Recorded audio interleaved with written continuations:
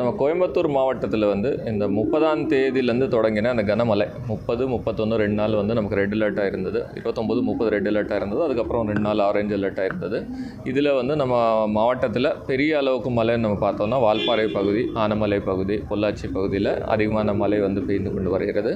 நம்ம மாவட்டம் முழுசாக நம்ம பார்த்தோம்னா இந்த வருஷம் நம்ம சம்மர் டைமில் நிறைய டீசில்ட்டிங் பண்ணியிருக்கோம், நிறைய சேனல் தூர்வாரி இருக்கோம், குளங்கள் தூர்வாரி இருக்கோம். அதுக்கு பலனாக வர மழைநீர் வந்து எங்கேயும் தேங்காமல், எங்கேயும் பெரிய அளவுக்கு பாதிப்பு கொடுக்காமல் அந்தந்த குட்டைகளுக்கும் சேனல்ஸ்க்கும் போயிட்டு எல்லா நீர்நிலைகளும் இன்றைக்கி நிரம்பிய ஸ்டேஜில் வந்து இன்றைக்கி இருக்கின்றன.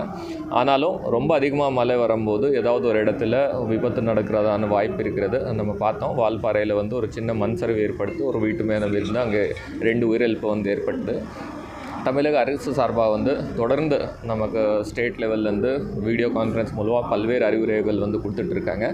நேற்று நம்ம மாவட்ட கண்காணிப்பு அலுவலராக இருந்த ஜெயஸ்ரீ முரளிதரன் மேடம் வந்திருந்தாங்க. நாங்கள் வால்பாறை போயிருந்தோம். பல்வேறு பகுதியில் ஆய்வு பண்ணிவிட்டு எந்தெந்த நம்ம எப்போவுமே வால்பாறையில் வந்து நீர்மட்டம் அதிகமானால் அந்த நடுமலை ஆறு பக்கத்தில் இருக்கிற பகுதியில் கொஞ்சம் தண்ணி வந்து 2018 வந்து வீட்டுக்குள்ளே வந்தது. அந்த அபாயம் இந்த முறை வந்து நல்லா தூர்வாரினதால் இப்போ அந்த அபாயம் இல்லாமல் இருக்குது. ஆனால் எங்கெங்கே மண் சரிவு எடுப்பதுக்கு வாய்ப்பு இருக்குது, அது தடுக்கிறதுக்கான என்னென்ன நடவடிக்கை எடுக்க முடியும் வந்து ஆய்வு பண்ணியிருக்கிறோம். ஏற்கனவே ஜியோலாஜிக்கல் சர்வே ஆஃப் இந்தியா அவங்க தான் இந்த ஃபீல்டில் நிபுணர்கள். அவங்க நம்ம ஹைவே பொள்ளாச்சியிலேருந்து வால்பாறை போகக்கூடிய ஹைவேயில் வந்து ஒரு ஸ்டடி பண்ணியிருக்காங்க. பல்வேறு அறிவுரையும் அவங்க கொடுத்துருக்காங்க, என்னென்ன ப்ரிவென்டிவ் மெஜர்ஸ் எடுத்தால் மண் சரிவு ஏற்படாமல் இருக்கிறோம். அதே ஸ்டடி முழு வால்பாறை தாலுக்கு பண்ணணும்னு சொல்லிட்டு முடிவு எடுத்திருக்கிறோம். அவங்களுக்கு நம்ம லெட்டர் எழுதி அவங்கள வர சொல்லி என்னென்ன தடுப்பு நடவடிக்கைகள் எடுக்க முடியும்னு நம்ம எடுத்துருவோம்.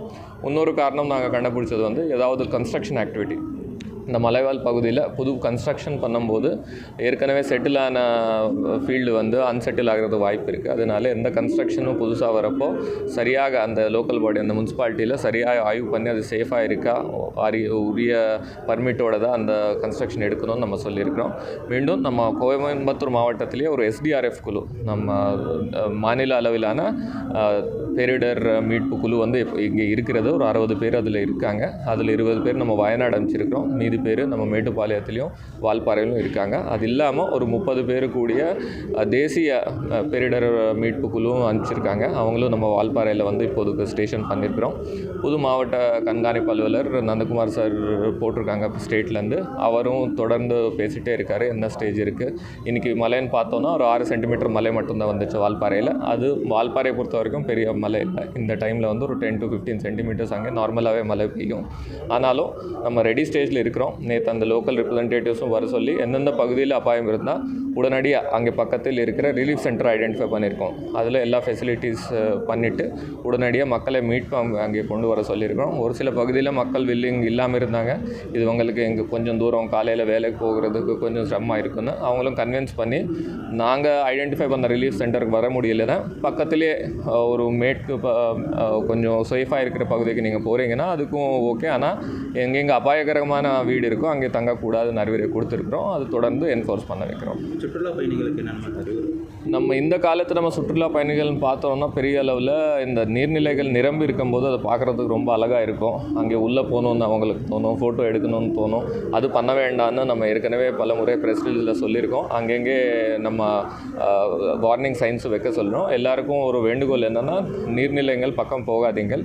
ஏன்னா நீங்கள் போகும்போது ஒரு ரோட்டில் போகும்போது நல்ல ஒரு வாட்டர் ஃபால் மாதிரி தெரியும், கம்மியாக தண்ணி இருக்கிற மாதிரி தெரியும். ஆனால் எந்த நேரத்தில் அந்த வாட்டர் ஃப்ளோ திடீர்னு இன்க்ரீஸ் ஆகும்னு தெரியாது. ரொம்ப ஸ்லிப்பரியாக இருக்கும். இந்த டைமில் அந்த கீழே ஆல்கே அந்த க்ரீன் கலர் இது வந்து ரொம்ப ஸ்லிப்பரியாக இருக்கும்.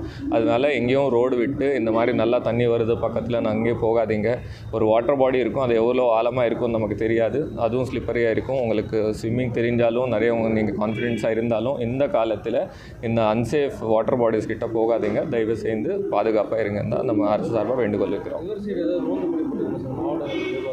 நம்ம எல்லா லோக்கல் பாடிஸ்க்கும் சொல்லியிருக்கிறோம். அப்படியே நம்ம போலீஸ்க்கும் ஒரு சில ஸ்பாட்ஸில் எப்போவுமே பொதுமக்கள் அதிகமாக நம்ம கோவில் பக்கத்தில் ஏதாவது சுற்றுலா ஸ்பாட் பக்கத்தில் போகிறதுக்கு வாய்ப்பு இருக்குது. நம்ம மாவட்டத்தில் பெரும்பாலான சுற்றுலா பகுதிகள் வந்து ஃபாரஸ்ட்குள்ளே இருக்குது. ஏற்கனவே ஃபாரஸ்ட் சார்பாக அந்தந்த சுற்றுலா பாயிண்ட்ஸ் வந்து அவங்க இப்போ க்ளோஸ் பண்ணியிருக்காங்க.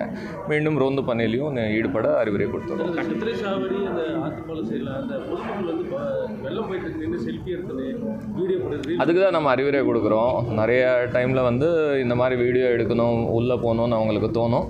அந்த மாதிரி போகாதீங்கன்னு நம்ம அறிவுரை கொடுக்குறோம். நம்ம லோக்கல் பாடி மூலம், போலீஸ் மூலம் ரவுண்ட்ஸ் இன்க்ரீஸ் பண்ணோம் சார். கட்டுப்பாட்டு அறை என்ன? நம்ம பெரிடர் மேலாண்மைக்கு எப்போவுமே கலெக்டரேட்டில் 24/7 எப்போவுமே இருக்கும். அது இல்லாமல் அந்தந்த லோக்கல் பாடிஸ்லேயும் நம்பர் கொடுத்துருக்காங்க. ஃபயர் சர்வீஸ் எப்போவுமே அவைலபிள் இருக்குது. எந்த ஒரு எமர்ஜென்சி வந்தாலும் மக்கள் உடனடியாக தொடர்பு கொண்டால் கண்டிப்பாக அதுக்கான நிவாரணம் வந்து வழங்கப்படும். தேங்க்யூ.